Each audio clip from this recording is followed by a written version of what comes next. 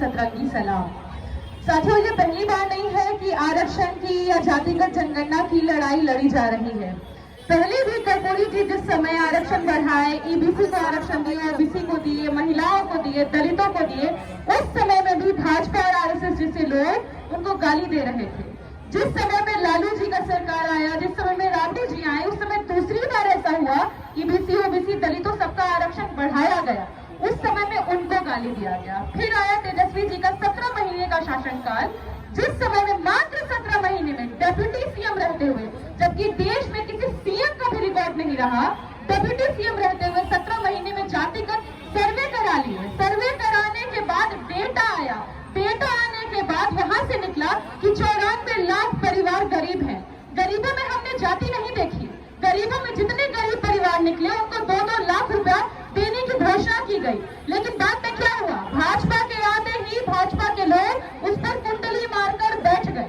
इतना ही नहीं, उस समय में सामाजिक समरसता बहाल हो, सभी जगह पर जो तबका आगे नहीं आया है उसको आने का मौका मिले, इसलिए जगदेव बाबू का जो कथन रहा, जिसकी जितनी संख्या भारी उसकी उतनी हिस्सेदारी के सपने को साकार करते हुए आरक्षण बढ़ाया गया 65%। हम लगातार मांग करते रहे, तेजस्वी जी लगातार मांग करते रहे कि उसको संविधान की 9वीं अनुसूची में शामिल किया जाए, लेकिन नहीं किया गया, क्योंकि पूरा का पूरा माइंडसेट उनका मनुस्मृति से आता है। वो नहीं चाहते हैं कि वंचित तबका, दलित तबका, शोषित वर्ग कभी भी आगे बढ़े और अपनी आवाज उठाए। आज भी आप चले जाइए विश्वविद्यालय में, कॉलेज में, कहीं भी आपको वंचित दलित तबके के लोग नहीं मिलेंगे। हम इसलिए बार बार कहते हैं कि हमारे जितनी संख्या है उसके हिसाब से आप हमें आरक्षण दीजिए, लेकिन वो क्या कहेंगे? वो कहेंगे अरे देखो इन्हीं तबकों में से एक आ गया, क्रीम बन गया है, क्रीम खाता है, क्रीमी लेयर वाला है। लालू जी उसी समय से कह रहे हैं, आजादी के बाद जब मलाई निकाली गई तो मक्खन तो कोई और ले गया, हमारी लड़ाई तो मट्ठे की लड़ाई है, हमको तो वो भी नसीब नहीं हो रहा है, तो हम मट्ठे की लड़ाई लड़ रहे हैं, खुद के प्रतिनिधित्व की लड़ाई लड़ रहे हैं। लालू जी के शासनकाल को बदनाम करने की कोशिश की, बार बार कहा गया जंगल राज आ गया। नहीं साथियों, जंगल राज नहीं आ गया, जातिगत जो समरसता है, जातिगत का जो पिरामिड है उसको पलटा गया। आम भाषा में कहूँ, मगही में कहूँ तो तावा पर से रोटी पलट दिया गया। बिल्कुल यही हुआ।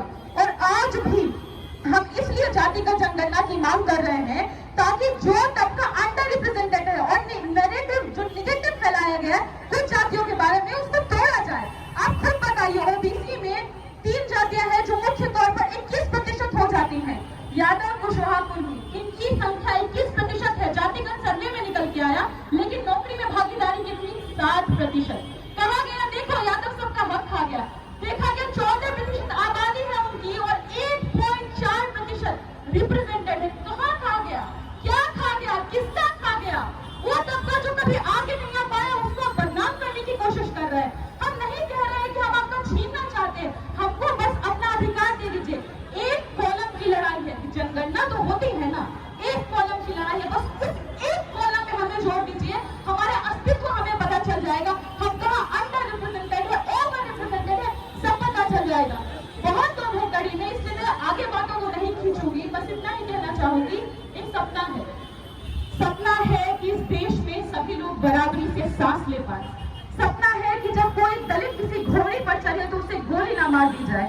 सपना है कि तालाब का पानी हर कोई एक हिसाब से छू पाए। हमारा सपना है कि वंचित दलित तबका भी यूनिवर्सिटी के गेट तक पहुंच पाए, और जब पहुंच पाए तो उसके साथ अनादर ना हो, उसके साथ भेदभाव ना हो। ये सपना सिर्फ मेरा सपना नहीं, सिर्फ तेजस्वी जी का सपना नहीं, लालू जी का सपना नहीं, ये ज्योतिबा फूले का सपना है, ये अम्बेडकर का सपना है, सावित्री का सपना है, फातिमा शेख का सपना है, ये लोहिया का सपना है। हम समाजवादी लोग हैं, हम ये नहीं, समाजवाद का जब डेफिनेशन के लोग याद देते हैं तो वो कहते हैं कि समाजवाद का अर्थ ये है कि हम बड़ों से बैर ना करें और छोटों से द्वेष ना करें, तो जो छोटे बनाए गए उनको अपलिफ्ट करेंगे। और इसीलिए हम जातिगत जनगणना की मांग पूरे देश में उठा रहे हैं। और जिस समय मंडल कमीशन बनाए लालू जी, उसको कितना मशक्कत के बाद इम्प्लीमेंट करवाए, उस समय में बीपी मंडल कह करके गए कि अगर मेरा मंडल कमीशन का रिपोर्ट का भी हाल वही हुआ जो काका कालेलकर की रिपोर्ट का होगा, तो पिछले वंचित तबकों के सपने धूल मिश्रित होकर मिट्टी में मिल जाएंगे। हमारे अंदर एक आग जल रही है, आग है कि हम अपना अधिकार लें। आप उस आग को और मत भड़काइए, हमें हमारा हक दे दीजिए, ताकि नहीं तो फिर पटना से दिल्ली हम लोग जाएंगे। हम अपना अधिकार लेना चाहते हैं, हम लड़ना चाहते हैं, हमें हमारी हिस्सेदारी दे दीजिए, हमारे सपने को पूरा होने दीजिए। हम छीनने की नहीं, अपना अधिकार लेने की बात कर रहे हैं। भीख नहीं है, आपको देना ही होगा। सभी लोगों का बहुत बहुत शुक्रिया। जय भीम, जय बिरसा, जय मंडल। राजद लड़ती रहेगी, मजबूती के साथ लड़ती रहेगी, क्योंकि राजद ने कभी घुटना टेकना नहीं सीखा, सिर्फ और सिर्फ लड़ना सीखा है। बहुत बहुत शुक्रिया।